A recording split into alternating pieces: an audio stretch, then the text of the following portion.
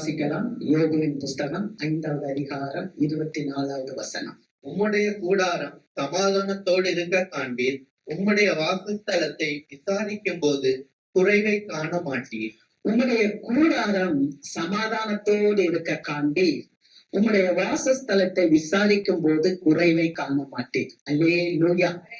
ஆண்டவர் இந்த மாதத்துல நமக்கு கொடுக்கிற வார்த்தை, உங்க கூடாரத்தை நம்ம ஆண்டவர் எப்படி வைக்கிறார்னா சமாதானத்தோட வைக்கிறார். அல்லேலூயா. நம்முடைய வாசஸ்தலத்தை ஆண்டவர் விசாரிக்கும் போது அங்க குறைவே இருக்காதாம்.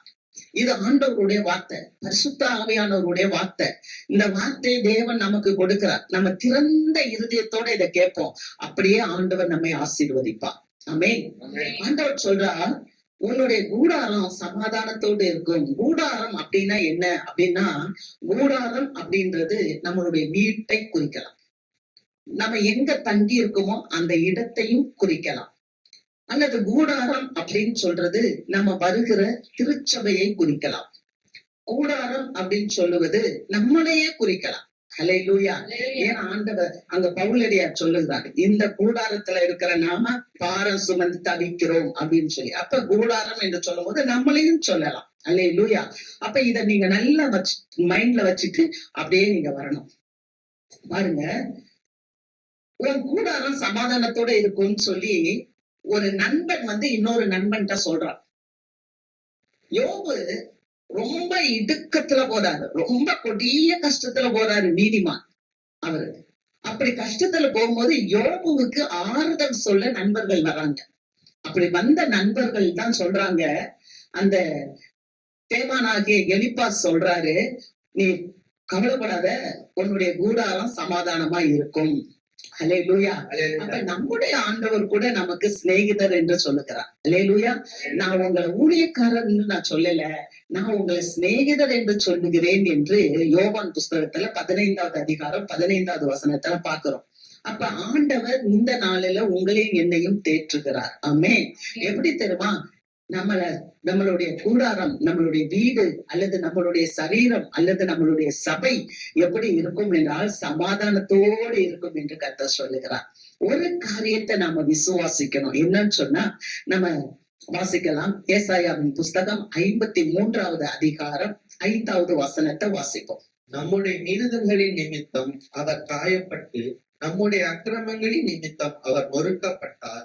நமக்கு சமாதானத்தை உண்டு பண்ணும் ஆக்கினை அவர் மேல் வந்தது. நம்ம மீறுதல்னாலதான் அவர் கஷ்டப்பட்டார், நம்மளுடைய அக்கிரமத்தினாலதான் அவர் நொறுக்கப்பட்டார். ஏன் ஏசாமிய சிலுவையில அரைஞ்சாங்க அப்படின்னா நம்மளுடைய பாவத்தினாலதான். ஆகவே இந்த தீர்க்கதரிசி ஏசாயா சொல்லுறார், நமக்கு சமாதானம் உண்டு பண்ணும் ஆக்கினை அவர் மேல் வந்தது. அப்ப ஒருவேளை இன்றைக்கு நம்மளுடைய குடும்பத்துல, தனிப்பட்ட வாழ்க்கையில, சபை ஊழியத்துல நம்ம அமைதி இல்லாமல், சமாதானம் இல்லாமல் காணப்பட்டா ஒண்ணு நமக்கு விசுவாசிக்க முடியும், நமக்கு சமாதானம் கொடுக்கும் ஆக்கினையை இயேசு கிறிஸ்து ஏற்றுக்கொண்டார். ஆகவேதான் இயேசு சொன்னார், நான் உங்களுக்கு சமாதானத்தை வைத்து போகிறேன், உங்கள் இருதயம் கலங்காமலும் பயப்படாமலும் இருப்பதாக அப்படின்னு சொன்னார். அல்லேலூயா. அப்ப இயேசுவானவர் உங்களுக்கும் எனக்கும் சமாதானத்தை கொடுத்திருக்கிறார். இந்த தேவனிடத்தில் நாம் சமாதானத்தை பெற்றிருக்கிறோம். ரோமருக்கு எழுதின புஸ்தகம் 5வது அதிகாரம் 1வது வசனத்தை நீங்க வாசிப்பீங்கன்னா, நம்ம விசுவாசத்தினாலே தேவனிடத்தில் சமாதானத்தை பெற்றிருக்கிறோம். ஆண்டவராக இயேசு கிறிஸ்து எனக்காக ஒப்பு கொடுக்கப்பட்டு எனக்கு சமாதானத்தை உண்டு பண்ணினதுனாலே நான் இப்பொழுது பிதாவோடு ஒப்புரவாகி விட்டேன். அல்லேலூயா. அங்க நான் சமாதானம் உண்டாகி இருக்கிறது என்று சொல்லவும். அல்லேலூயா. இப்ப பாருங்க, ஒரு தனி மனிதனை குறித்து வாசிக்கிறோம். முதல்ல தேவன் தெரிந்தெடுக்கிற மக்களுக்கு சமாதானத்தை கொடுக்கிறார். தேவன் தெரிந்தெடுக்கிறதுனாலதான் நீங்களும் நானும் இங்க உள்ள வந்திருக்கோம். அல்லேலூயா. ஒரு மகன், ஒரு தாய்க்கு 2 குழந்தைங்க இருந்தாங்க. நம்ம வாசிக்கிறோம் ஆதியாகமம் புஸ்தகம் 25வது அதிகாரம் 27வது வசனம்.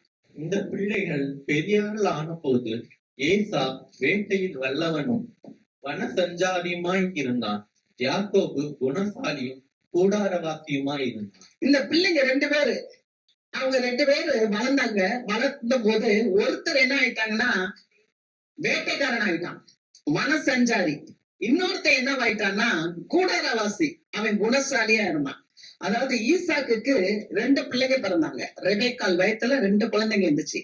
அந்த 2 குழந்தைங்களை ஆண்டவர் சொல்லும் போது சொல்றாரு, அவங்க கிரியைகளே செய்யலையாம், வயிற்றுக்குள்ளே இருக்கிறாங்க. வயிற்றுக்குள்ள பிள்ளைங்க 2 ஒன்னோட ஒண்ணு மோதிட்டு இருக்கும் போதே சொல்றாரு, இவங்க கிரியையினால இல்ல, நான் இவர்களை தெரிந்து கொண்டது நிமித்தமாக இளையவனை நான் ஆசீர்வதிக்கிறேன். அல்லேலூயா. அல்லேலூயா. அப்ப இளையவனை நான் ஆசீர்வதிப்பேன், ஏசாவை நான் வெறுத்தேன், யாக்கோபை நான் நேசித்தேன்னு சொல்றாரு. அப்ப வயிற்றுக்குள்ள இருக்கும் போதே தெரிந்தெடுத்துறாரு. உங்களே என்னையும் ஆண்டவர் தாயின் கர்ப்பத்துல இருக்கும் போதே தெரிந்து கொண்டார். நீங்களும் நானும் தேவனுடைய சுதந்திரவாளிகள். அல்லேலூயா. நாம தேவனுடையவர்கள் என்றால் தேவனுடைய ஆசீர்வாதத்துக்கு எல்லாம் நீங்களும் நாமும் தான் சுதந்திரவாளிகள். அல்லேலூயா. அதை மறக்கவே கூடாது. தேவ பிள்ளைகளுடைய வாழ்க்கையில ஏன் சோர்வு வருது, ஏன் பயம் வருது, ஏன் அவிசுவாசம் வருது? நான் கிறிஸ்துவுக்குள் நான் யார் என்பதை நாம் மறந்து போகிறோம். அல்லேலூயா. நான் கிறிஸ்துவுக்குள் நான் தேவனுடைய பிள்ளையா இருக்கிறபடியினாலே தேவனுடைய ஆசீர்வாதங்கள் எனக்குரியது. அல்லேலூயா. அப்ப ஆண்டவர் இந்த யாக்கோபை அவர் தாயின் வயிற்றில இருக்கும் போதே அவர் சூஸ் பண்ணிட்டார். இன்னைக்கு சூஸ் பண்ணனாலதான் நீங்களும் நானும் இந்த இடத்துல வந்து உட்கார்ந்து இருக்கோம். அல்லேலூயா. இப்ப யாக்கோபு என்ன பண்றாரு, அவங்க அப்பா கிட்ட போறாரு, ஈசா கிட்ட போறாரு, சமைத்து கொண்டு போய் கொடுக்கிறாரு. யாக்கோப யார் வேணாலும் என்ன வேணாலும் சொல்லலாம், வேதம் அப்படிதான் பதிவு பண்ணியிருக்கு. யாக்கோபு வந்து எத்தனா இருந்தாரு, ஏமாற்றுக்காரனா இருந்தாருன்னு. ஆனா அந்த யாக்கோபை தான் தேவன் தெரிந்து கொண்டார். அல்லேலூயா. ஒரு காலத்துல நானும் எத்தனை ஏமாற்றுக்காரனா தான் இருந்தேன், ஆனா ஆண்டவர் என்னை தெரிந்து கொண்டார். இப்போது தேவன் என்னை இஸ்ரவேலாய் மாற்றி விட்டார். இங்க நம்மளே அப்படித்தான். ஒரு காலத்துல நம்ம முந்தி அப்படி இருந்தோம், ஆனா ஆண்டவருக்குள்ள வந்த பிறகு ஆண்டவர் நம்மை மாற்றி இருக்கிறார். இப்ப இவன் யாக்கோபா இருக்கும் போது சமைச்சு அவங்க அப்பா கிட்ட கொண்டு போறான். அங்க அப்பா கிட்ட கொண்டு போகும்போது அவங்க அப்பா அந்த சாப்பாடை வாங்குறாரு. சாப்பாடை வாங்கும்போது சொல்றாரு, அவனுடைய வாசனை அவங்க அப்பா கிட்ட போகுது, என் குமாரனுடைய வாசனை கர்த்தர் உண்டு பண்ணின வயல்வெளியினுடைய வாசனை போல இருக்கிறது அல்லவா. நம்ம வாசனை எப்படிப்பட்ட வாசனை தெரியுமாங்க? ஜீவ வாசனைங்க. அல்லேலூயா. நீங்களும் நாம சாதாரணமானவங்க இல்லைங்க, நம்ம அசாதாரணமானவர்கள். கிறிஸ்துவின் ரத்தத்தினால கழுவப்பட்டவங்க. அல்லேலூயா. ஆகவே நம்முடைய வாசனை எப்படி தெரியுமா? அவங்க அப்பா ஆசீர்வதிக்கும் போதே சொல்றாரு, முதல்ல சொல்றாரு, இது என் குமாரனுடைய வாசனை கர்த்தருடைய வயல்வெளியில இருக்கிற வாசனை போல இருக்கிறது அல்லவா. சொல்லிட்டு சொல்றாரு, உனக்கு நான் வானத்தின் பனியையும் பூமியின் கொழுமையையும் உயர்ந்த தானியத்தையும் உனக்கு திராட்சை ரசத்தையும் நான் கொடுக்கிறேன்னு சொல்றாரு. அல்லேலூயா. எவ்வளவு பெரிய ஆசீர்வாதம். வாசிங்கப்பா 27, 28. ஆதியாகமம் 27வது அதிகாரம் 28வது வசனம். தேவன் உனக்கு வானத்து பனியையும் பூமியின் கொழுமையையும் கொடுத்து மிகுந்த தானியத்தையும் திராட்சை ரசத்தையும் தந்தருளுவாராக. இத்தனை ஆசீர்வாதங்களை யாக்கோபு பெற்றுக்கொள்கிறார். அல்லேலூயா. ஈசாக்கின் இடத்துல இருந்து யாக்கோபு இத்தனை ஆசீர்வாதம். வானத்துல இருந்து பனி பெய்யுது. பனி பெஞ்சா போதுமா? அந்த பனி என்னவா இருக்கணும்? நமக்கு ஆசீர்வாதமா இருக்கணும். அல்லேலூயா. அடுத்து பூமி கொழுமையாகணும். அப்ப மழை பெய்யறதுனால பூமி என்ன ஆகணும்? செழுமையாகணும். நம்ம விதைக்கிற விதையெல்லாம் முளைச்சு வரணும். அல்லேலூயா. இன்னைக்கு மழை வந்தா என்ன ஆகுது? மழை வந்தாலும் அரசாங்கத்தை தான் திட்டுறாங்க, மழை வராட்டாலும் அரசாங்கத்தை தான் திட்டுறாங்க. மழை வந்துருச்சுன்னா ஐயோ என் பயிரெல்லாம் போயிடுச்சு பாருங்கன்னு சொல்லிட்டு தண்ணிக்குள்ள ஜனங்க என்ன பண்றாங்க? அப்படியே தூக்கி காமிக்கிறாங்க. மழை வராட்டினா என் இடத்தெல்லாம் பாரு, தரிசுக்காரா இருக்கு, மழையே இல்லை, எனக்கு அரசாங்கம் தான் காசு கொடுக்கணும்ன்றாங்க. ஆனா ஒருத்தர் கூட ஆண்டவரை நோக்கி பார்க்கணும்னு தெரிய மாட்டேங்குது. அல்லேலூயா. ஏன்னா வானத்துல இருந்து மழை பெய்யணும்னா ஆண்டவர் தான் செய்யணும், வானத்தை அடைக்கணும்னாலும் ஆண்டவர் தான் செய்யணும். அல்லேலூயா. அப்ப நமக்கு செழிப்பு வேணும்னா கர்த்தர் தான் கொடுக்கணும். ஆனா ஆண்டவர் தான் சொல்றாரு, நான் உனக்கு சமாதானத்தை கொடுக்கிறேன், உங்க வீட்டுல சமாதானம் இருக்கும்னு சொல்றார். அல்லேலூயா. யாக்கோபிட்ட சொல்றார், உனக்கு வானத்துல இருந்து மழை பெய்யும், பூமியெல்லாம் கொழுமையா இருக்கும், உனக்கு தானியங்கள்லாம் மிகுதியா இருக்கும், உனக்கு திராட்சை ரசம் நிறைய இருக்கும். திராட்சை ரசம் என்பது நமக்கு சந்தோஷம், நம்ம குடும்பத்துல சந்தோஷம், இதெல்லாம் இருக்கும். அப்ப இது வந்து ஒரு பாட்டு தான். நமக்கு நிறைய ஹார்வெஸ்ட் ஆகி நிறைய அரிசி பருப்பு எல்லாம் இருந்தாலும் நமக்கு என்ன வேணும் தெரியுமா? பாதுகாப்பு. அல்லேலூயா. எல்லாம் இருக்கு, அரிசி இருக்கு, நெல் எல்லாம் அரைச்சு வச்சிருக்காங்க, திடீர்னு மழை வருது, அவங்க அதை பாதுகாக்கல. அந்த மழை பூரா என்ன, அந்த மலையில நனைஞ்சு என்ன ஆயிடுது, பயிரெல்லாம் முளைச்சிருது. அவங்க சொல்றாங்க, ஐயோ பிசாசு கொல்ல கொண்டு போறான், பிசாசு தூக்கிட்டு போறான். ஏன்? அவங்க அவ்வளவு அந்த வருஷம் பூரா கஷ்டப்பட்டு அந்த விவசாயி விதைய விதைச்சு அது கஷ்டப்பட்டு அதுக்கு நீர் பாய்ச்சி அதுக்கு மருந்து போட்டு அதை அறுவடை செய்து அதை எல்லாம் எடுத்து கொண்டாந்து வச்சாலும் அதை சரியா என்ன பாதுகாக்காதனால பிசாசு என்ன பண்றான், அழிச்சு போறான். திடீரென்று ஒரு மழை வருது, அந்த மழையினால அந்த நெல்லெல்லாம் அவிஞ்சு போயிருது, நனைஞ்சு போயிருது, இல்லாட்டினா அந்த நெல்லெல்லாம் அப்படியே முளைக்க ஆரம்பிக்குது. அப்ப அவங்களுடைய ஆசீர்வாதம் போயிருது. அப்ப நம்ம அந்த ஆசீர்வாதம் என்பது தேவன் கொடுக்கிற ஆசீர்வாதத்தை நாம் தக்க வைத்துக் கொள்ள வேண்டும் என்றால் தேவனுடைய பாதுகாப்பு நமக்கு மிக மிக அவசியம். அல்லேலூயா. இதுக்காக தான் நம்ம வாசிக்கலாம். சங்கீதம் புஸ்தகம் 4வது அதிகாரம் 7-8 வசனங்களை வாசிப்போம். அவர்களுக்கு தானியமும் திராட்சரசமும் பெருகி இருக்கிற காலத்தின் சந்தோஷத்தை பார்க்கிறோம். அதிக சந்தோஷத்தை என் இருதயத்தில் தந்தீர்.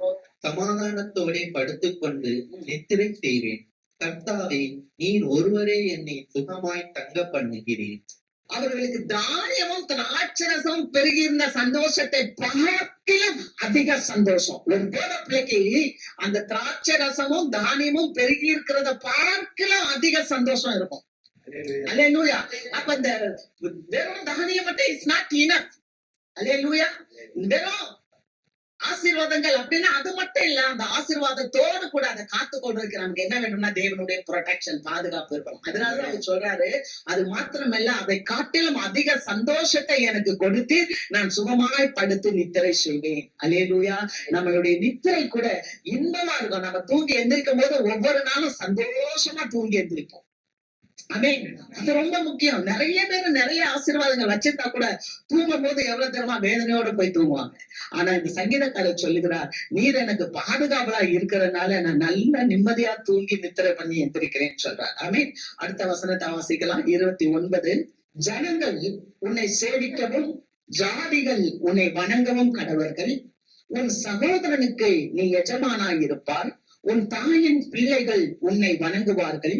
உன்னை சபிக்கிறவர்கள் சபிக்கப்பட்டவர்களும் உன்னை ஆசீர்வதிக்கிறவர்கள் ஆசீர்வதிக்கப்பட்டவர்களுமாய் இருப்பார்கள்.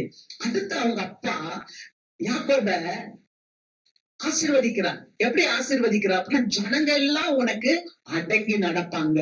அல்லேலூயா. உன்னுடைய சகோதரனுக்கு நீ எஜமானாய் இருப்பாய். பாருங்க, அவனுடைய சகோதரன் யாரு? ஏசா. ஏசா தான் மூத்தவன்.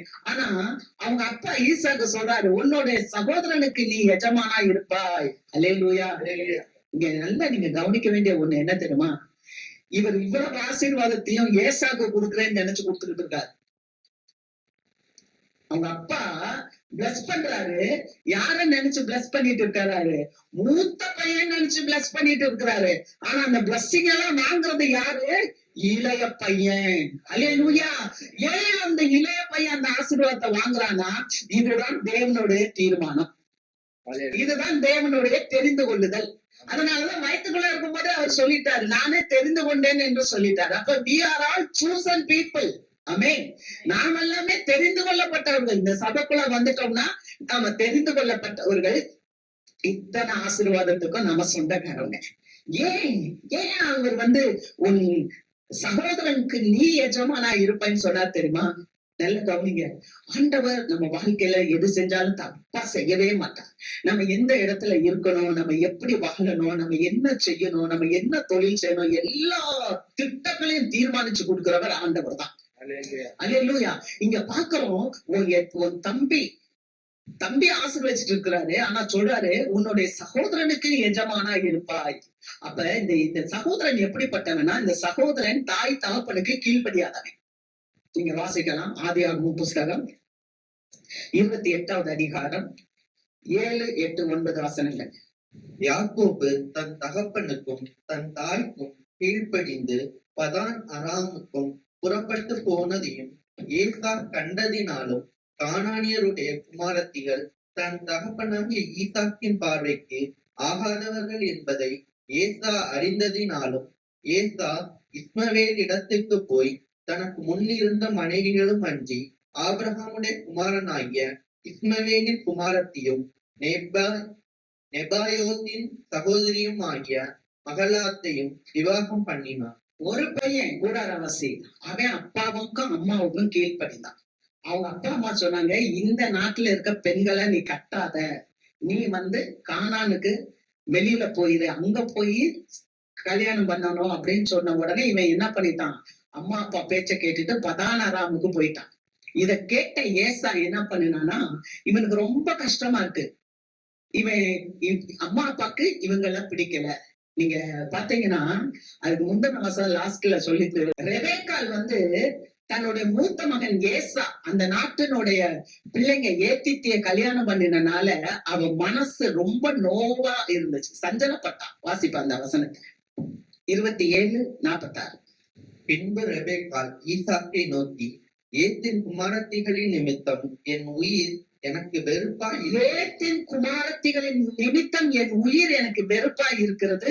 இந்த தேசத்து பெண்களாகிய ஏத்தின் குமாரத்திகளில் யாக்கோபு ஒரு பெண்ணை கொள்வானானால் என் உயிர் இருந்து ஆவதென்ன என்றார். இந்த ஊர்ல இருக்கிற பிள்ளைய என் மகன் இளைய மகன் கல்யாணம் பண்ணுனா என் உயிர் இருந்து என்ன பண்றது, என் உயிர் இருந்து என்ன? அவ்வளவு மன சஞ்சலப்பட்டாங்க. இதெல்லாம் தெரிஞ்சுக்கிட்டனால இந்த ஏசா என்ன பண்ணான், கீழ்ப்படியாம திரும்ப, ஏற்கனவே மனைவி இருக்கு, திரும்ப மனைவி வேணும்னு சொல்லிட்டு திரும்ப இஸ்மவேலுடைய சந்ததியில போய் வேற ஒரு பெண்ணையும் இவன் கல்யாணம் பண்றான் அப்படின்றத பாக்குறோம். அப்ப கீழ்ப்படியாம போனது நிமித்தமாக ஈசாக்கு என்ன பிளஸிங் கொடுக்கிறான்னா, நீ உன் சகோதரனுக்கு எஜமானா இருப்பாய். ஹல்லேலூயா, ஹல்லேலூயா. அப்ப அவர்கள் கீழ்ப்படுகிற பிள்ளையை பணிந்து கொள்வார்கள். ஆமென். அப்ப ஆன்மீக வாழ்க்கையில, ஆண்டவருக்குரிய வாழ்க்கையில நம்ம வாழும்போது, கிறிஸ்துவுக்கு கீழ்ப்படியும் போது கிறிஸ்தவ பிள்ளைகளை அநேக கீழ்ப்படியாதவர்கள் வணங்கி கொள்வார். பாப்பாங்க, ஆண்டவர் இவர்களோடு இருக்கிறார். அது மாத்திரம் இல்ல, நம்ம ஆசீர்வதிக்கப்படும் போது உங்களை சபிக்கிறவர்களை நான் சபிப்பேன் என்று சொல்கிறார். உன்னை சபிக்கிறவர்கள் சபிக்கப்பட்டவர்களும், உன்னை ஆசீர்வதிக்கிறவர்கள் ஆசீர்வதிக்கப்பட்டவர்களுமா இருப்பார்கள். அல்லேலூயா, அல்லேலூயா. இத்தனை ஆசீர்வாதங்களை தன் தகப்பனாரிடத்தில் இருந்து, ஈசாக்கினிடத்தில் இருந்து யாக்கோபு பெற்றுக்கொண்டார். ஆமென், அல்லேலூயா.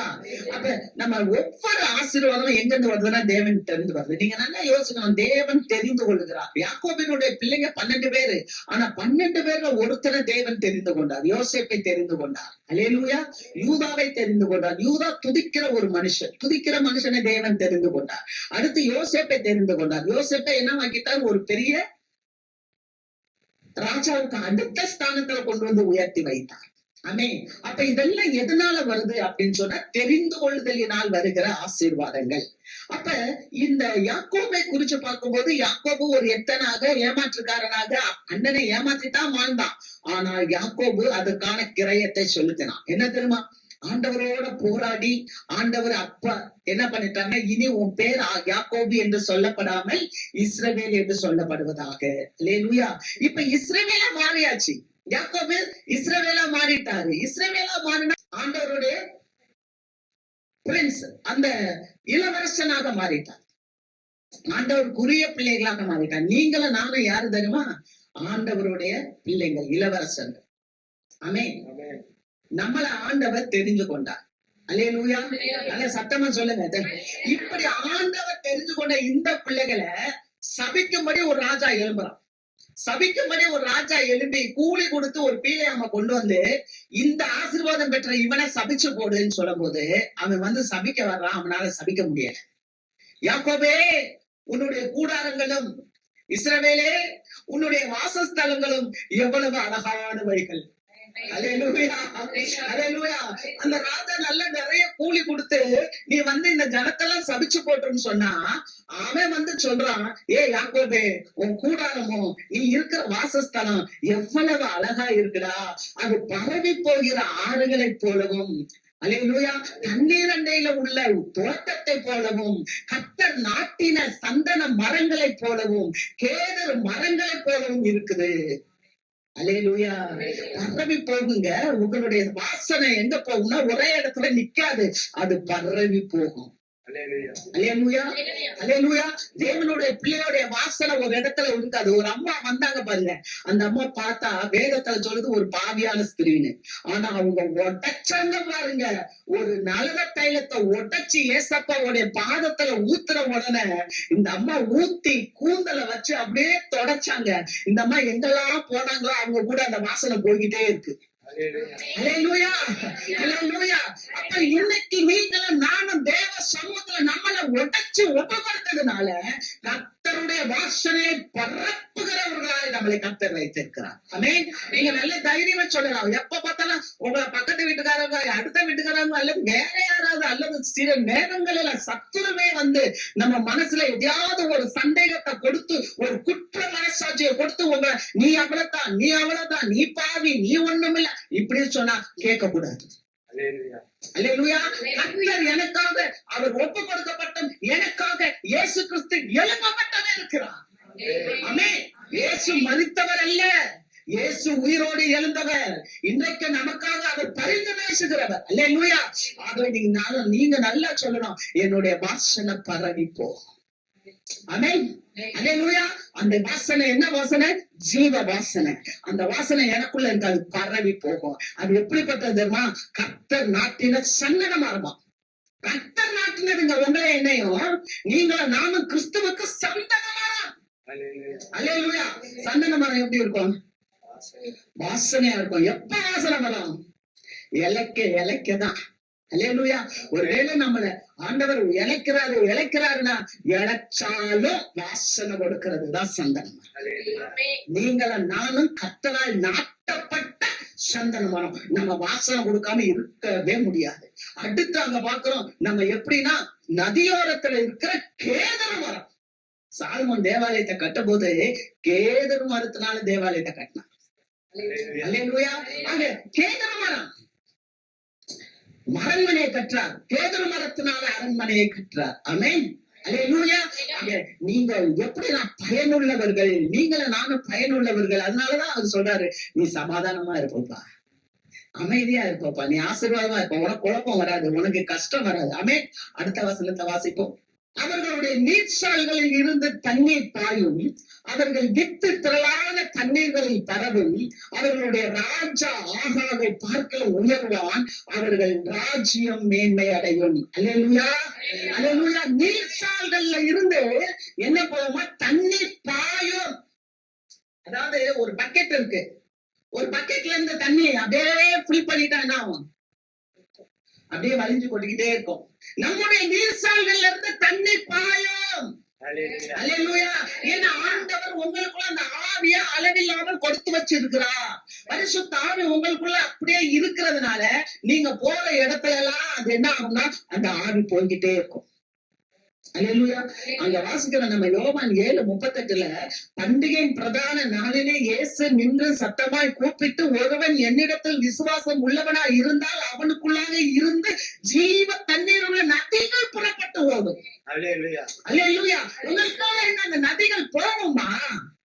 ஆமென். என்னப்பா சீஷர்கள் அப்படியே எந்திரிச்சு வர்றாங்க. இப்ப இயேசுவ எல்லாம் கொண்டு போய் எல்லாம் அடிச்சு சிலுவையில கொண்டு போய் அடிச்சு உதைச்சாச்சு. இயேசுவானவர் 3ஆவது நாள் உயிரோட எந்திரிச்சு வந்தார்.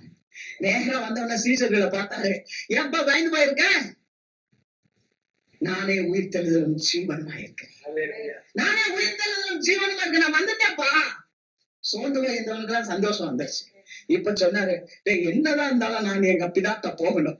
அதனால நீ 40 நாள் அவர் கூட மக்களோட கூட இருந்துட்டு சொன்னாரு, இந்த இடத்துல காத்துரு, உனக்காக ஒரு தேற்றரவாளன், உனக்காக ஒரு பெலத்தின் ஆவி, உனக்காக ஒரு தூய்மை ஆவி, பரிசுத்த ஆவி ஊற்றப்படும். நீ அதை வாங்கிட்டேன்னா நீ பெலன் நினைச்சிடும்.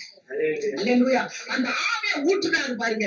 அந்த ஆவியை பெற்றுக்கொண்ட உடனே சாதாரண மீன் பிடிச்சுக்கிட்டு இருந்த 2 பேரு சரி வாங்கன்னு சொல்லிட்டு அப்படியே சாதாரண கோயிலுக்கு போறாங்க, சர்ச்சுக்கு போறாங்க, நம்மள மாதிரி நடந்து போறாங்க. போனா அங்க ஒரு ஆள் 40 வருஷம் சப்பானி, அம்மா வயிற்றுல இருந்து பிறக்கும் போதே சப்பானி.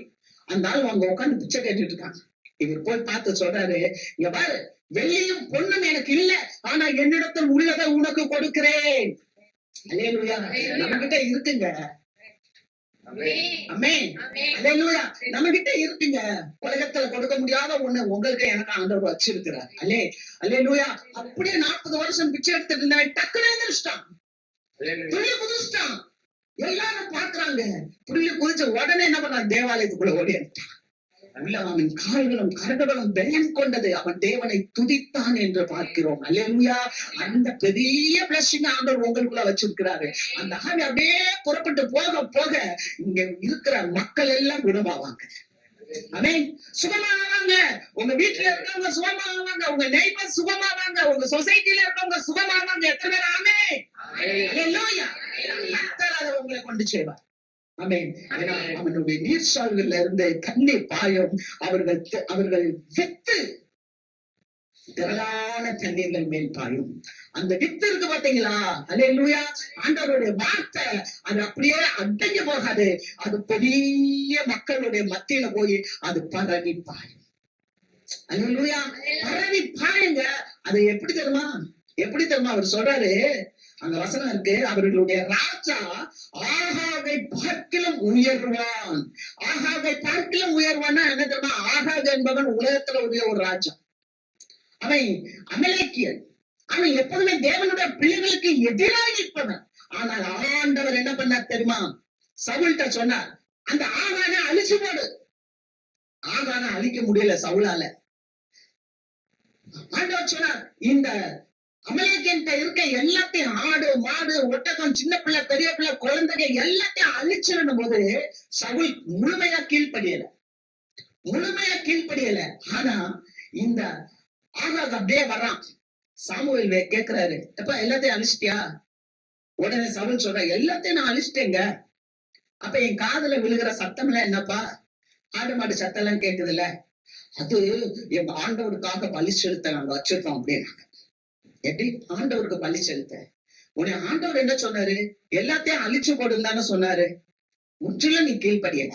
உடனே ஆகாக அங்க இருந்து வர்றான்.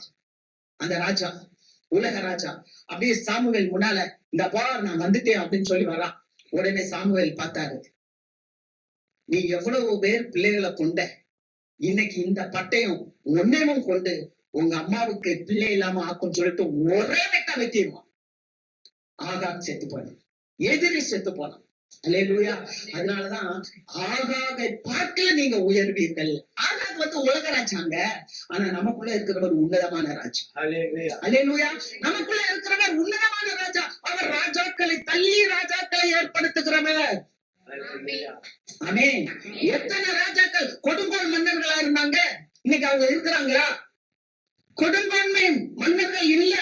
ஆனா நம்ம ஆண்டவர் நமக்காக தன் ஜீவனையே கொடுத்த தேவன். நேற்றும் இன்றும் என்று மாறாதவரா இருக்கிறேன் என்று சொல்ல சதா காலமும் அவர் பேசப்பட்டுக் கொண்டு இருக்கிறார். அல்லேலூயா.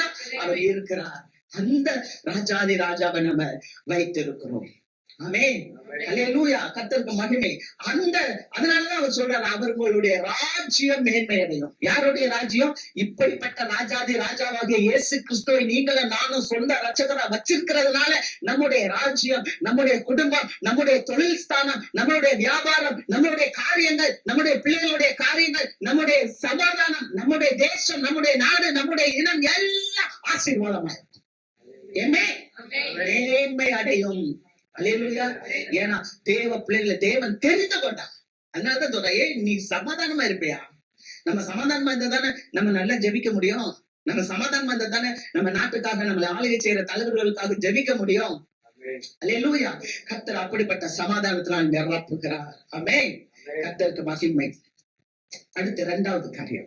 முதலாவது, ஆண்டவர் ஒரு மனிதனை தெரிந்து கொண்டு அவனை எப்படி ஆசீர்வதிக்கிறார். அவங்க அப்பா ஆசீர்வதிக்கிறாரு. அவங்க அப்பா மாத்திரமல்ல, சத்துருக்களும் அவனை ஆசீர்வதிக்கிறாங்க. ஏன்னா இஸ்ரவேலை ஆசீர்வதிப்பதே கர்த்தருக்கு பிரியமான காரியம். ஆமென். இரண்டாவது காரியம் பார்க்கும்போது, ஆலயமாகிய கூடாரம்.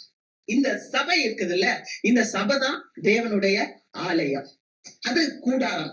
வேதத்துல நிறைய இருக்கு. தாவீதின் கூடாரம், விழுந்து போன தாவீதின் கூடாரத்தை நானு எடுத்து நிறுத்துவேன். தாவீதின் கூடாரத்துல யாரு இருக்கா தெரியுமா? வாசிக்கலாம். ஏசாயா புஸ்தகம் 16வது அதிகாரம் 5வது வசனம்.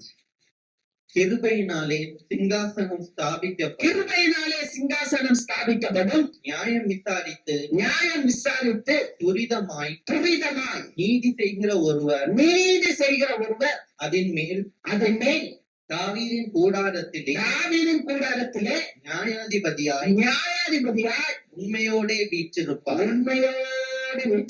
அல்லேலூயா. பாத்தீங்களா, தாவீதின் கூடாரத்துல ஆண்டவராகிய தேவன் நியாயாதிபதியாய் எப்படி வீற்றிருக்கிறார்? உண்மையோடு வீற்றிருக்கிறார். அல்லேலூயா. நிறைய இடத்துல நியாயாதிபதி இருக்கிறாங்க. ஆனா நம்ம அப்பாவை குறிச்சு இங்க சொல்லும் போது நிறைய பேர் உண்மையா இருக்கிறாங்க. நம்முடைய ஆண்டவர் உண்மையாய் இருக்கிறார். அல்லேலூயா. அப்ப இந்த ஆண்டவர் தேவாலயத்துல இருக்கிறார். அல்லேலூயா. ஆண்டவர் தேவாலயத்துல இருக்கார். வாசிக்கலாம் சங்கீதம் 27 வேகமா வாசிப்போம். 4, 5, 6. கர்த்தரிடத்தில் ஒன்றை நான் கேட்டேன், அதையே நாடுவேன். நான் கர்த்தருடைய மகிமையை பார்க்கும்படியாகவும் அவருடைய ஆலயத்தில் ஆராய்ச்சி செய்யும்படியாகவும் நான் என் ஜீவனுள்ள நாளெல்லாம் கர்த்தருடைய ஆலயத்தில் தங்கியிருப்பதையே நாடுவேன். தீங்கு நாளில் அவர் என்னை தம்முடைய கூடாரத்தில் மறைத்து என்னை தமது கூடார மறைவிலே ஒளித்து வைத்து என்னை கண்மலையின் மேல் உயர்த்துவார். இப்பொழுது என் தலை என்னை சுற்றிலும் இருக்கிற என் சத்துருக்களுக்கு மேலாக உயர்த்தப்படும். அதே நிமித்தம் அவருடைய கூடாரத்திலே நான் ஆனந்த பலிகளை இட்டு கர்த்தரை பாடி அவரை கீர்த்தனம் பண்ணுவேன். அல்லேலூயா. பாருங்க, இந்த சங்கீதக்காரர் சொல்றாரு, என்ன சொல்ல தெரியுமா? தாவீதின் கூடாரத்துல யார் இருக்கா? தேவன். எப்படி இருக்கிறார்? நியாயாதிபதியா. அதோட கூட உண்மையாய் வீற்றிருக்கிறார். அந்த இடத்துல தாவீது உட்கார்ந்து ஆராய்ச்சி செய்கிறார். என் ஜீவனோட நானெல்லாம் தேவனுடைய ஆலயத்துல இருந்து நான் ஆராய்ச்சி செய்வதையே வாஞ்சிக்கிறேன். அப்படி அந்த கூடாரத்துல அவர் ஆராய்ச்சி செய்ததுனால அடுத்த வசனம் சொல்லுது, தீங்கு நாளில் அவர் என்னை தமது கூடாரத்திலே ஒளித்து வைப்பார். தீங்கு நடக்குதுல்ல இந்த நாட்கள்ல எல்லாம், தீங்கு எங்க பார்த்தாலும் இருக்கா இல்லையா? நிறைய தீங்கு நடக்குது இந்த நாட்கள்ல. எங்க பார்த்தாலும் தீங்கு, உண்மை இல்ல, உத்தமம் இல்ல, தீங்கு எங்க பார்த்தாலும் சண்டைகள், போர்கள். உங்களுக்கு நீங்களும் நானும் ஆசீர்வாதமா இருக்கும். அல்லேலூயா. பாருங்க, யுக்ரைன்ல பாருங்க எத்தனை வருஷமா போர் நடக்குது. காசால பாருங்க, பெரிய பெரிய வீட்டுல இருந்தான், போர் போட்டு பாம்பு போட்டு உடைச்சனால வீட்டுல இருக்க வசதி இல்ல. நமக்கு ஒரு குடிசை வீடுனால நம்ம வீட்டுல இருக்கோம். ஆனா அவங்களுக்கு வீடு இல்ல, சாப்பாடு இல்லைங்க. கஞ்சியை கொண்டாந்து ஊத்துவான் எப்பமாவது, அந்த கஞ்சியை கூட ஒழுங்கா கொண்டாந்து கொடுக்க முடியாது. ஏன்னா விட மாட்டாங்க. குழந்தைங்களுக்கு சாப்பாடு வாங்கி கொடுக்க முடியாது. தாவீதின் கூடாரத்துல யார் இருக்கானா? ஆண்டவர் இருக்கிறாரு. அந்த ஆராய்ச்சி செய்யும்படியாக தான் தாவீது அங்க இருக்கிறார். அல்லேலூயா. அவர் சொல்றாரு, தீங்கு நாளில் அவர் என்னை கூடாரத்தில் மறைத்து. அப்ப தீங்கு நாள்ன்றது இந்த நாட்கள்ல நிறைய தீங்கு நடக்குது. சாலமோன் தேவாலயத்தை கட்டுறாரு. தேவாலயத்தை கட்டினவுடனே அந்த தேவாலயத்தை பிரதிஷ்டை பண்றார். அப்படி பிரதிஷ்டை பண்ணும்போது அவர் சொல்றாரு, இந்த நாடு பட்டயத்துல போகும்போது யாரெல்லாம் இங்க ஜெபிக்கிறாங்களோ அவங்களை காப்பாத்துங்க. நாட்டுல மக்கள் பஞ்சத்துல பசியில இருக்கும்போது யாரெல்லாம் இங்க ஜெபிக்கிறாங்களோ அவங்கள காப்பாத்துங்க. அப்ப பட்டயத்துல பசியில கொள்ளை நோய்க்கு யாரெல்லாம் நோய் அவங்க எல்லாம் இங்க ஜெபம் பண்றாங்களோ அவங்களெல்லாம் காப்பாத்துங்க அப்படின்னு சொல்லி அந்த சபையை என்ன பண்றாரு? பிரதிஷ்டை பண்றாரு. ஆண்டவருக்கு சொல்லி பிரதிஷ்டை பண்றாரு. அது மாதிரி தீங்கு நாள்ல நம்ம பிள்ளைங்க நீங்க தேவனுடைய கூடாரத்துல இருக்கிறதுனால தீங்கு உங்ககிட்ட வர முடியாது. பிசாசு என்ன பண்ணுவான்? நமக்கு தீங்கு கொண்டு வந்தாலும் தேவன் அதை நமக்கு விலக்கி காப்பார். அல்லேலூயா. நம்ம பாக்குறோம், என்ன பாக்குறோம்னு சொன்னா, ஒளித்து வைத்து ஆண்டவர் நம்மளை காப்பாற்றுவார். பாருங்க, இந்த இஸ்ரவேல் தேசத்துல எசபேல்ன்ற ஒரு அம்மா வந்துச்சு, பூசாரி அம்மா. அந்த அம்மா என்ன பண்ணாங்க தெரியுமா? எல்லா தீர்க்கதரிசிகளையும் அடிக்கணும், அவங்கள கொலை செய்யணும்னு நினைக்கும் போது ஒபதியா அப்படின்ற ஒரு மனுஷன் என்ன பண்ணாருன்னா தீர்க்கதரிசிகளை உயிரோட காப்பாத்துக்கிறான். எங்க ஒளிச்சு வச்சு காப்பாத்துறாராம். எங்க தருவா? 2 குகைகளில ஒவ்வொரு குகைக்கும் 50 தீர்க்கதரிசிகளை ஒளித்து வைத்து அவர்களுக்கு போஜனம் கொடுத்து காப்பாற்றுகிறார். இது எப்படி நடக்குது தெரியுமா? கர்த்தருக்கு பயந்ததுனால கர்த்தர் அவர்களை ஒளித்து வைத்து காப்பாற்றுகிறார். நீங்களும் நானும் தேவனுடைய ஆலயத்துல பயத்தோட நடுக்கத்தோட வருகிறோம், ஆண்டவருடைய சத்தத்தை கேட்கிறோம், ஆண்டவருடைய வார்த்தையை கேட்கிறோம். கர்த்தருக்கு பயந்து இருக்கிறதுனால கர்த்தர் உங்களையும் என்னையும் ஒளித்து வைத்து பாதுகாப்பார். ஆமென். பாதுகாக்கிறார். உயர்த்துகிறார். அடுத்து சொல்லுது, அடுத்த வசனம் சொல்லுது, சத்துருக்களுக்கு மேலாக என் தலை உயர்த்தப்படும். எல்லா சத்துருக்கள், உங்களுக்கு வர்ற வியாதிகள், உங்களுக்கு வர்ற பாடுகள், உங்களுக்கு வர்ற கடன் பிரச்சனைகள், உங்களுக்கு வர்ற கஷ்டங்கள், அதெல்லாத்தையும் கர்த்தர் மாற்றி போடுவார்.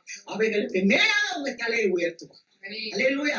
உங்க தலையை உயர்த்தி என்ன பண்றாருன்னா, அது நிமித்தம் அவர் கூடாரத்தில் ஆனந்த பலிகளை இடுவார்கள். அல்லேலூயா. இப்பொழுது என் தலை என்னை சுற்றிலும் இருக்கிற என் சத்துருக்களுக்கு மேலாக உயர்த்தப்படும்.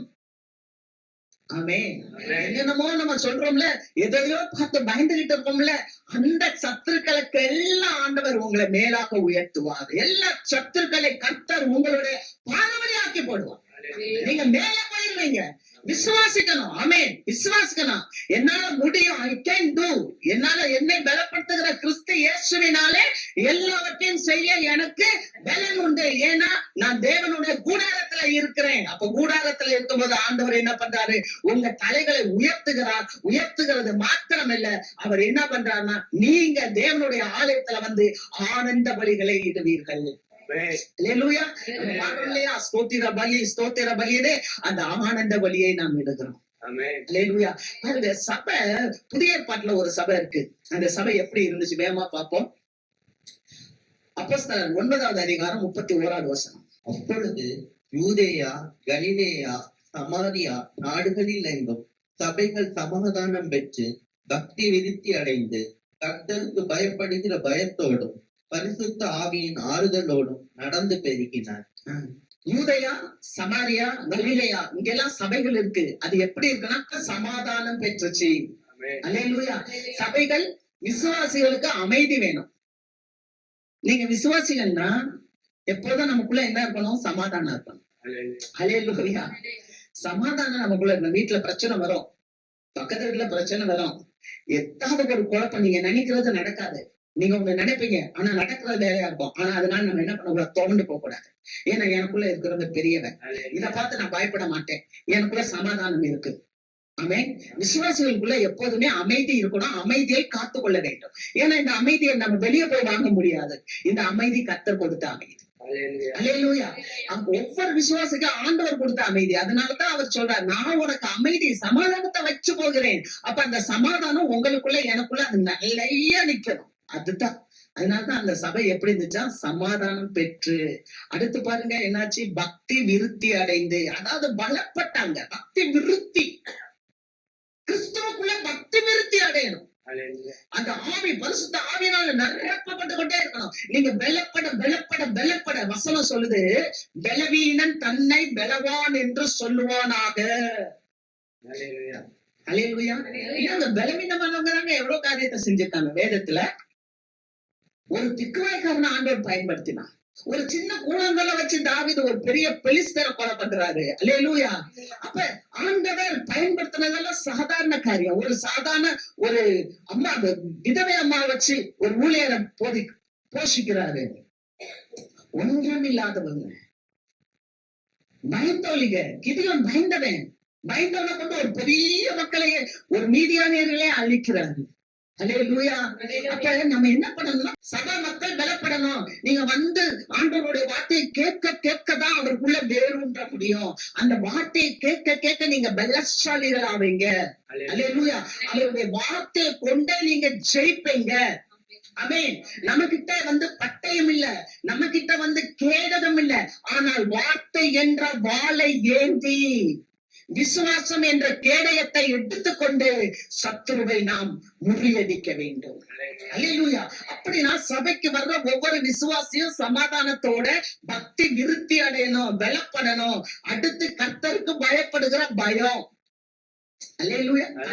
இங்க நல்ல கவனிங்க, நம்ம கீழே இருக்கிற வரைக்கும் பயப்பட வேண்டாம். நான் கீழே நின்னுட்டு கீழே விழுந்தேன்னா எனக்கு அடியே ரொம்ப படாது. அப்படித்தானே? நான் நிக்கிறவன் கீழே விழுந்தா எனக்கு அடி ரொம்ப படாது. கொஞ்சம் உயரம் போயிட்டேன், கீழே விழுந்தா என்ன ஆகும்? அடிபடம். இன்னும் கொஞ்சம் நல்லா போறீங்க, நீங்க கல்லூரிக்கு போயிட்டீங்க. கல்லூரிக்கு போனதுக்கு தான் கவனமா இருக்கணும். நீங்க பிசினஸ்ல கொஞ்சம் மேல போகும்போதுதான் கவனமா இருக்கணும். நீங்க வேலை செய்யற இடத்துல கொஞ்சம் உயரத்துல போகும்போதுதான் கவனமா இருக்கணும். ஏன்னா கர்த்தருக்கு பயப்படுற பயத்தை விட்டுறக்கூடாது. அல்லேலூயா. ஏன்னா மேல இருந்து கீழே விழுந்தா அடி ரொம்ப விழும். கீழே இருந்து விழுகிறவனுக்கு ஒண்ணுமே இல்லை. நிறைய பேர் என்னன்னா கர்த்தருக்கு பயப்படுற பயம் இல்ல. என்ன தெரியுமா, என்ன இப்படி பண்றாங்க. ஒரு ஒரு சின்ன பையன், ஒரு சிறுவன், அவன் கையில பட்டத்தை வச்சு பட்டம் விட்டுக்கிட்டே இருந்தான். அந்த பட்டம் அப்படியே கொஞ்சம் கொஞ்சமா எலுமிச்சான். எலும்பி எலும்பி எலும்பி ஒரு சின்ன குடிசை வீட்டுக்கு மேல போச்சான். அப்ப அந்த பட்டம் பார்த்துச்சான், ஆஹா எனக்கு கீழே குடிசை வீடு இருக்குன்னு. அந்த பையன் இன்னும் கொஞ்சம் நல்லா பட்டத்தை விட்டானா, அது இன்னும் கொஞ்சம் மேல போச்சான், மாடி வீட்டுக்கு மேல போயிச்சான். ஆஹா எனக்கு கீழே மாடி வீடு இருக்கு பாரு அப்படின்னு சொல்லிட்டு அந்த பட்டம் ரொம்ப பெருமையா இருந்துச்சான். அதுக்கு மேல இன்னும் கொஞ்சம் விட்டானா, அது இன்னும் கொஞ்சம் பெரிய பெரிய அபார்ட்மெண்ட்ஸ்க்கெல்லாம் மேல போச்சான். இப்படியே உயர போக போக போக கடைசி அந்த பட்டம் ஒரு மலைக்கு மேலேயே போயிடுச்சான். ஆக நான் எவ்வளவு உயரத்துல இருக்கேன், எனக்கு கீழே தான் இந்த பூமியே காணப்படுது பாரு. இந்த பட்டம் வெட்டுறவன் மட்டும் கையில வச்சிருக்கான், அதை விட்டா நான் இன்னும் மேல வானத்தை போய் எட்டிடுவேன். நான் வானத்தை போய் எட்டிடுவேன். ஆனா அந்த பையன் நூலை வச்சுக்கிட்டு என்னை விட மாட்டேன்றானேன்னு பட்டம் முறுமுறுத்துச்சான். திடீர்னு பட்டம் என்ன பண்ணிச்சான், இங்கிட்ட அங்கிட்ட ஆடுன ஆட்டத்துல நூலை அருந்து பட்டம் சத சத சத சதன்னு கீழே ஒரு சாக்கடையில போய் சொருகிருச்சான். மக்களே, நம்ம உயர போக போக நமக்கு கர்த்தருக்கு பயப்படுற பயம் வரணும்.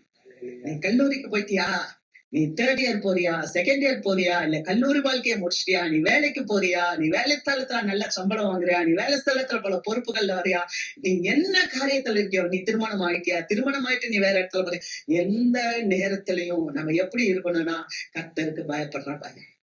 நம்ம வாசிக்கிறோம் பாருங்க, 1 பேதுரு 5வது அதிகாரம் 6வது வசனம். ஆகையால் ஏற்ற காலத்திலே தேவன் உங்களை உயர்த்தும்படிக்கு அவருடைய பலத்த கைக்குள் அடங்கி இருங்கள். ஏற்ற காலத்துல தேவன் உங்களை உயர்த்தணும். இன்னும் ஆண்டவர் உங்களை உயர்த்தணும். அதுக்காக நீங்க என்ன பண்ணணும்னா கர்த்தருக்கு பயப்படணும். அவருடைய கரத்துல அடங்கி இருக்கணும். ஊழியக்காரவங்களை கனப்படுத்தணும், ஆண்டவரை கனப்படுத்தணும். நீ ஆண்டவருக்கு பயப்படணும். ஆண்டவர் என்ன உங்களை அப்படியே அந்த சிலுவையை தூக்கிட்டு வந்த உங்களை குத்தி கொலை பண்றாரு. ஆண்டவருக்கு பயப்படணும்னா அவர் பரிசுத்தர், அவர் பரிசுத்தம் உள்ள தேவன். நான் அதுக்காக அவரை நான் நேசிக்கிறேன், அவர் மேல நான் அன்பா நடுங்குறேன். 2வது நாம ஆண்டவருக்கு பயப்படணும்னா அவர் அதிகாரம் உள்ள தேவன், அந்த சராசரிகளை உண்டாக்கி உருவாக்கின பெரிய தேவன், அவருக்கு நான் பயப்படுறேன். அல்லேலூயா. அப்ப நீங்க ஆண்டவருக்கு பயப்படணும். நீங்களும் நானும் ஆண்டவருக்கு பயப்படணும். அடுத்த பாருங்க, உங்களை நடத்துறத்தி ஊழியர்களை நீங்க கனம் பண்ணணும். வாசிக்கலாம் 1 தீமோத்தேயு 5வது அதிகாரம் 17வது வசனம். நன்றாய் விசாரணை செய்கிற மூப்பர்களை விசேஷமாக திருவசனத்திலும் நன்றாய் விசாரணை செய்கிற மூப்பர்களை விசேஷமாக திருவசனத்திலும் உபதேசத்திலும் பிரயாசப்படுகிறவர்களை இரட்டிப்பான கணத்துக்கு பாத்திரராக எண்ண வேண்டும். இரட்டிப்பான கணத்துக்கு பாத்திர. நீ சிங்கிள் கணம்லாம் இல்லப்பா. ஊழியக்காரங்களை எப்படி கனப்படுத்தணும்? இரட்டிப்பான கணம். ரொம்ப பயம் இருக்கணும் ஊழியக்காரங்களுக்கு. நான் ஏன்னா அவங்க எப்போதும் தேவ சமூகத்தை தரிசிக்கிறவங்க. தேவனுடைய ஊழியர்கள் தேவனுடைய சமூகத்தை தரிசிச்சுட்டே இருப்பாங்க. அவங்க ஆண்டவருடைய உட்கார்றதுனால, அந்த பிரசனத்திலே இருக்கிறதுனால அவங்களுக்கு அந்த தீமையான காரியங்கள் எல்லாம் பார்க்க பிடிக்க. அப்ப நம்ம என்ன பண்ணணும்னா ஆண்டவர் நமக்கு வச்சிருக்கிற ஊழியர்களை கனப்படுத்த கத்துக்கொள்ளணும். ஏன்னா அவங்க உங்களை எப்படி வளர்க்குறாங்கன்னு சொன்னா திருவசனம், உபதேசம், இந்த இதுல உங்களை பிரயாசப்படுத்துறாங்க விசேஷமா.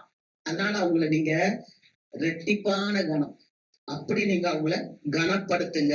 அடுத்து அங்க வசனம் சொல்லுது கர்த்தருக்கு பயப்படுற பயம். கடைசியா என்ன பண்ணுன்னா பரிசுத்த ஆவியின் ஆறுதலோடு நடந்து பெருகின. அப்ப பரிசுத்த ஆவியானவருடைய ஊக்கத்தோடு சபைகள் எண்ணிக்கையில பெருக வேண்டும். நம்ம பிரயாசப்படணும். ஆண்டவருடைய ராஜ்யத்தை கட்டுவதற்கு நம்ம பிரயாசப்படணும். ஏன்னா தேவனுடைய கூடாரத்துல நமக்கு சமாதானம் உண்டு. அப்ப தேவனுடைய ராஜ்யத்தின் பணிகளை நாம தான் செய்யணும். அல்லேலூயா. அப்ப தேவனுடைய பிள்ளைகள் இங்க வந்து நம்ம அப்படியே உட்கார்ந்துட்டு போறது இல்ல. தேவனுக்கு சாட்சியாக அந்த சபை பெருக வேண்டும். புதிய ஏற்பாட்டு காலத்துல சபைகள் சமாதானம் பெற்று அது விருத்தி அடைந்து அது கர்த்தருக்கு பயப்படுற பயத்தோடும் பரிசுத்த ஆவியினுடைய ஆறுதலோடும் நடந்து பெருகணும். சபையை எண்ணிக்கையில கொண்டு வரணும். எண்ணிக்கையில மக்களை கூட்டணும். இது கர்த்தர் சொல்றது. இந்த வாரம் தீர்மானம் எடுங்க. வேதத்தை படிக்கிறது மாத்திரம் இல்ல. நான் இப்ப கேள்விப்படுறேன், நிறைய தம்பிமார்கள்லாம் ஊழியத்துல புதிய புதிய மக்களை கூப்பிடுறீங்க. நான் கேள்விப்படுறேன். கர்த்தருக்கு ஸ்தோத்திரம். உங்களுக்காக நான் இடைவிடாமல் ஜெபிக்கிறேன். ஆனா அந்த ஆத்துமாக்களுக்காக நீங்க பாரப்பட்டு ஜெபம் பண்ணுங்க. ஒரு மக்கள் இல்ல, ஏராளமான பேர் இருக்காங்க. பாகாலுக்கு முழங்கால் போடாத 7000 பேரை நான் இந்த பகுதியில வச்சிருக்கேன்றார். அல்லேலூயா.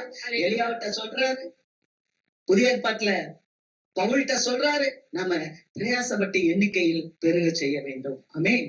மூன்றாவது ஒரு காரியத்தை சொல்லி நான் விரைவாக முடிக்கிறேன். முதல் காரியம் நம்மளே கூடாரம், இரண்டாவது தேவனுடைய கூடாரம், மூணாவது இந்த கூடாரத்துல என்ன இருக்கு. நம்ம சொன்னேன் இல்லையா, நம்ம வந்து ஆசீர்வாதத்தை காத்து கொள்ளணும். ஆசீர்வாதத்தை காத்து கொள்வதற்கு இந்த கூடாரத்துக்குள்ள நமக்கு பெட்டிய வச்சிருக்கணும். வாசிக்கலாம். 1 நாளாகமம் 15வது அதிகாரம் 1வது வசனம். அவன் தனக்கு தாவீதின் நகரத்தில் வீடுகளை உண்டாக்கி தேவனுடைய பெட்டிக்கு ஒரு ஸ்தலத்தை ஆயத்தப்படுத்தி அதற்கு ஒரு கூடாரத்தை போட்டான். ஒரு ஸ்தலத்தை ஆயத்தப்படுத்துறாரு தாவீதின் கூடாரத்துல. அந்த மன்னிக்கணும், அந்த கூடாரத்துல ஒரு ஸ்தலத்தை ஆயத்தப்படுத்தி என்ன பண்றாருன்னா அந்த ஸ்தலத்துல பெட்டிய வைக்கிறாரு. என்ன பெட்டி? பெட்டினா என்ன? பெட்டி எங்க இருக்கா அங்க ஆசீர்வாதம். அல்லேலூயா. பெட்டி எங்க இருக்கோ அங்க ஆசீர்வாதம். நீங்க வாசிங்க. அதுக்கு ஒரு வசனத்தை காண்கிறேன். 1 நாளாகமம் 13வது அதிகாரம் 14வது வசனம். தேவனுடைய பெட்டி ஓபேத் ஏதோமின் வீட்டிலே அவனிடத்தில் 3 மாதம் இருக்கையில் கர்த்தர் ஓபேத் ஏதோமின் வீட்டையும் அவனுக்கு உண்டான எல்லாவற்றையும் ஆசீர்வதித்தார். தேவனுடைய பெட்டி ஒரு மனுஷன் வீட்டுல இருக்கு. ஓபேத் ஏதோம் என்ற மனுஷன் வீட்டுல இருக்கும் போது தேவன் அந்த வீட்டையும் அந்த வீட்டுல உள்ள எல்லாவற்றையும் தேவன் ஆசீர்வதித்தார். அப்ப தேவனுடைய பெட்டி ஒரு கூடாரத்துக்குள்ள இருந்தா அந்த வீடு தொடர்ந்து ஆசீர்வாதமா இருக்கும். அல்லேலூயா. அப்ப தேவனுடைய பெட்டியில என்ன இருக்கு அப்படின்னா, நீங்க வீட்டுல போய் படிங்க. நான் இப்ப சொல்லிடுறேன், நேரம் அதிகமாயிடுச்சு, நான் வேகமா சொல்றேன். எபிரேயர் புஸ்தகம் 9வது அதிகாரம் 3-4 வசனத்தை நீங்க வாசிக்கும் போது தேவனுடைய பெட்டிக்குள்ள என்ன இருக்குன்னா தூப கலசம் இருக்கிறது. தூப கலசம் என்றது அப்படியே அது பொன்னால் ஆனதா இருக்குது. அதுலதான் பலி செலுத்துவாங்க. ஆண்டவராகிய இயேசு கிறிஸ்துவே ஒரு பலி பொருளாய் மாறிவிட்டார். அல்லேலூயா. அந்த பலி பொருள் இப்ப எங்க இருக்கு? அது உள்ள மகா பரிசுத்த ஸ்தலத்துல இருக்கு. நம்ம கூடாரம் மட்டும் இல்ல, இந்த கூடாரத்துக்குள்ள நம்ம என்ன வச்சிருக்கோம்னா மகா பரிசுத்த ஸ்தலத்துல அந்த பெட்டியை வச்சிருக்கணும். அல்லேலூயா. அந்த பெட்டியில பலி பொருளா கிறிஸ்து இருக்கிறார். ஆமென். அல்லேலூயா. அதனாலதான் நம்ம அப்பா சாப்பிடுறோம். அவருடைய மரணத்தை நினைவு கூறும்படி நீங்கள் இதை புசியுங்கள் என்று இயேசு கிறிஸ்து நமக்கு கட்டளை கொடுத்து சென்றார். அவர் கொடுத்த கட்டளை 2. 1, அவருடைய அப்பத்தையும் ரசத்தையும் குடிக்கணும். அவருடைய சரீரமாகிய அப்பத்தையும் அவருடைய ரத்தமாகிய அந்த ரசத்தையும் நம்ம குடிக்கணும். அது கட்டளை. நம்ம யாராவது ஒரு கட்டளை போட்டா செய்வோமா இல்லையா? அப்ப நிறைய பேர் இன்னும் நம்ம கட்டளையை செய்யாம உட்கார்ந்து இருக்கோம். ஏன்னா அதுக்குரிய ஆயத்தம் இல்ல, ஞானஸ்தானம் எடுக்காம இருக்கிறோம். அடுத்து பாருங்க, இன்னொரு கட்டளை. நீங்கள் புறப்பட்டு போய் சகல ஜாதிகளுக்கும் சுவிசேஷத்தை அறிவித்து. நம்ம வீட்டுக்குள்ளே உட்கார்ந்துருக்கோம். ரிட்டையர் ஆனவங்களும் வீட்டுக்குள்ள உட்காந்துருக்கோம். வெளியில போக மாட்டேன்றோம். மற்றவங்களும் வெளியில போனாலும் ஆண்டவர் பத்தி சொல்ல மாட்டேன்றோம். நம்ம சொல்லணும். நீங்கள் புறப்பட்டு போய் சகல சிருஷ்டிக்கும் சுவிசேஷத்தை அறிவித்து பிதா குமாரன் பரிசுத்த ஆவியின் நாமத்தினாலே ஞானஸ்தானம் கொடுங்க. இது ஒரு கட்டளை. இந்த கிரேட் கமிஷன். 2 கட்டளை ஆண்டவர் கொடுத்தார். 1, அவருடைய ரத்தத்தையும் அவருடைய இதை நீ புசிக்கணும், சதையும். அப்பதான் அவர் சொல்றார், நான் உயிரோடு இருக்கிறது போல நீங்களும் உயிரோடு இருப்பீங்க. அல்லேலூயா. செய்யணும். அதுக்கு நீங்க திருமுழுக்கு எடுக்கணும். அப்ப அந்த தூப கலசம் உள்ள இருக்கணும். 2வது அதுல என்ன இருக்கணும்னு சொன்னா பொற்பாத்திரம். அந்த பொற்பாத்திரத்துல மன்னானா என்ன? மன்னாதான். அதுதான் 40 வருஷம் ஆண்டவர் கொடுத்தார். அந்த மன்னாதான் ஜீவ அப்பம் நானே. அல்லேலூயா. அந்த மன்னாவை சாப்பிட்டு 40 வருஷம் வனாந்தரத்துல ஜனங்கள் உயிர் வாழ்ந்தாங்க. இன்னைக்கு ஆண்டவராகிய இயேசு கிறிஸ்து உங்களுக்கு எனக்கும் ஜீவ அப்பமா வந்துட்டார். அல்லேலூயா. அந்த வார்த்தையாகிய மன்னாவை நம்ம ஒவ்வொரு நாளும் வாஸ்து அதன்படி நடக்கணும். அதனால அந்த வார்த்தையை நம்ம மனசுல வச்சிருக்கணும். அல்லேலூயா. அந்த மன்னானா வார்த்தை, தேவனுடைய வார்த்தை, அதை உள்ள வச்சுக்கணும். 2வது ஆரோனுடைய தளிர்த்த கோல். ஆரோனுடைய கோல் எப்படி இருந்துச்சு தெரியுமா? காஞ்சு போயிருந்துச்சு. கோல்னா கம்பு, நீளமா அடிப்போம்ல அந்த கம்பு, அப்படி காஞ்சி குச்சியா இருந்துச்சு. அப்ப ஆண்டவர் சொன்னாரு, எல்லாரும் உங்க கோலை கொண்டாந்து அந்த இது ஆசரிப்பு கூடாரத்துல வைங்கன்னும் போது காஞ்சு போன கோலை கொண்டாந்து அந்த ஆரோன் வச்சாரு. ஆனா அந்த கோல் என்னாச்சுன்னா நல்ல பசுமையாகி அது நல்ல இலைகள்லாம் வந்து வாதுமை பழங்களை கொடுத்துச்சு. ஒரே நாள் நைட்டு, அல்லேலூயா, ஒரே நாள் நைட் என்னாச்சு? வாதுமை பழத்தை கொடுத்துச்சு. ஆமென். கர்த்தரால முடியுமா முடியாதா? அல்லேலூயா. என்னமோ நீங்க நினைக்கிறீங்க, ஐயோ என் வாழ்க்கையில எல்லாம் காஞ்சு போயிருக்கிறேன். உடன்படிக்கை பெட்டியை உள்ள வச்சுக்கோங்க. அல்லேலூயா. கூடாரமாகிய இந்த கூடாரத்துக்குள்ள நம்ம எப்போதும் உடன்படிக்கை பெட்டியும் உடன்படிக்கை பெட்டிக்குள்ள பலி பொருளா இயேசுவையும் அவரோடு கூட அவர் கொடுத்த வார்த்தையையும் அந்த வார்த்தையோடு கூட அவர் செய்த மகத்துவங்கள். ஆமென். அந்த பூ பூத்து மாதவை பழத்தை வந்துச்சு. அது போல எப்போதும் நம்ம துதி எடுத்தால் சாத்தான் ஓடுவான், முறுமுறுத்தா திரும்பி வரும். முறுமுறுக்க கூடாது, எல்லாத்துக்கும் துதி, என்ன நடந்தாலும் சரி ஸ்தோத்திரம். அதுதான் நம்மளை குறிச்ச ஆண்டவருடைய சித்தமா இருக்கிறது. ஸ்தோத்திரம் பண்ணுங்க, பிசாசு ஓடி போயிடும். 3வது என்னன்னா கற்பலகை. கற்பலகையில என்ன இருந்துச்சுன்னா அவர் கட்டளை இருந்துச்சு. அல்லேலூயா. கற்பலகையில நியாயப்பிரமாணம் இருந்துச்சு. ஆண்டவருடைய கட்டளையை நம்ம டெய்லி கடைபிடிக்கணும். டெய்லி வேதம் வாசிக்க, ஜெபிக்க, துதிக்க, ஆண்டவருக்கு கீழ்ப்படியும் போது நம்மளுடைய வாழ்க்கை செழிப்பாய் கடைசியா நிறைவு செய்வோம். இந்த நாளினுடைய செய்தி செழிப்பாயிருச்சுன்னா என்ன ஆகும்? வாசிக்கலாம். ஏசாயாவின் புஸ்தகம் 32வது அதிகாரம் 18வது வசனம். என் ஜனம் சமாதான தாவரங்களிலும் நிலையான வாசஸ்தலங்களிலும் அமைதியாய் தங்கும் இடங்களிலும் குடியிருக்கும். அல்லேலூயா. அவருடைய ஜனம் எப்படி இருக்கு தெரியுமா? சமாதான தாவரங்கள், நிலையான வாசஸ்தலம், அல்லல் படுறதல்ல, அங்கிட்ட எங்கிட்ட அப்படிலாம் இல்ல, நிலையான வாசஸ்தலம். அடுத்து அமைதியாய் தங்கும் குடியிருக்கும். ஆமென். அது இங்கிலீஷ்ல போட்டு பாருங்க, அழகா போட்டிருக்கு. My people will live peaceful dwelling places in secure homes, in undisturbed places of the rest. பாத்தீங்களா? அப்ப ஆண்டவருடைய பிரசன்னத்துக்கு கீழே நம்ம இருப்போம். ஆமென். செக்யூர், பாதுகாப்பு நமக்கு இருக்கும். அல்லேலூயா. பாதுகாப்பு ரொம்ப முக்கியம். அண்ட் அன்டிஸ்டர்ப்டு, யாரும் நம்மளை தொந்தரப்படுத்த முடியாது. எந்த சத்துருக்களும் வந்து நம்மளை டிஸ்டர்பே இருக்காதுப்பா. அன்டிஸ்டர்ப், டிஸ்டர்பே இருக்காது. அப்படிப்பட்ட ஒரு காரியத்தை ஆண்டவர் உங்களுக்கு எனக்கு அந்த காரியத்துல இந்த நாள்ல நமக்கு சொல்றார். ஆமென். இது மாசத்துக்கு மட்டும் இல்ல, நம்ம இந்த உலகத்துல ஜீவனுள்ள நாளெல்லாம் வாழும் வரைக்கும் ஆண்டவர் நமக்கு சமாதானத்தையும் நம்மளுடைய வாசஸ்தலத்தை விசாரிக்கும் போது ஒரு குறையும் இல்லாமல் பாதுகாக்கிறார். அல்லேலூயா. நம்ம அப்படியே எழுந்திருப்போம்.